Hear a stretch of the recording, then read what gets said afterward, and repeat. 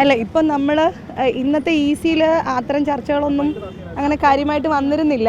പിന്നെ തീരുമാനങ്ങൾ എടുത്തിട്ടുണ്ട്, അവിടുന്ന് സംസാരിച്ചോളും. ഞാൻ അമ്മയുടെ സ്പോക്ക് പേഴ്സൺ അല്ല. വ്യക്തിപരമായിട്ടാണെങ്കിൽ എനിക്കതൊരു സന്തോഷം തരുന്ന വാർത്ത തന്നെയാണ്. കാരണം ദിലീപേട്ടനെ പോലൊരാൾ അന്നും ഇന്നും ഞാൻ അത് തന്നെ പറയുന്നത്. അദ്ദേഹം അങ്ങനെ തെറ്റ് ചെയ്തു എന്ന് ഞാൻ ഒരിക്കലും വിശ്വസിക്കുന്നില്ല. അത്രേ ഉള്ളൂ.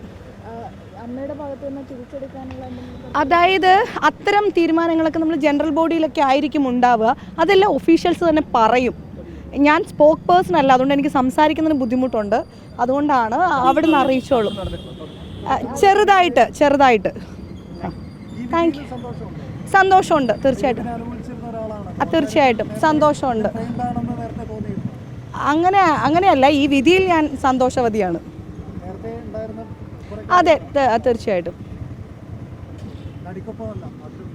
അങ്ങനെ പറയുന്നില്ല. അതായത് രണ്ടുപേരും നമ്മുടെ കൊളീഗ്സാണ്, നമ്മുടെ ഫ്രണ്ട്സാണ്. പക്ഷേ ഇദ്ദേഹം അത് ചെയ്യില്ല എന്നൊരു വിശ്വാസമാണ് എനിക്ക് അന്നും ഇന്നും. അത് ഞാൻ എവിടെ ഓപ്പണായിട്ട് പറഞ്ഞിട്ടുള്ളൊരു വ്യക്തിയാണ്. അപ്പോൾ അത് തന്നെയാണ് എനിക്കതിൽ സന്തോഷമുണ്ട്.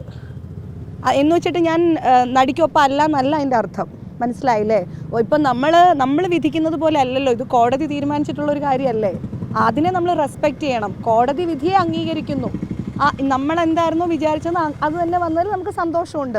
ഇനി മറിച്ചായിരുന്നെങ്കിൽ തീർച്ചയായിട്ടും ആ കോടതി വിധിക്കൊപ്പം തന്നെ നമ്മൾ നിന്നേനെ. അത്രേ ഉള്ളൂ. ഓക്കെ.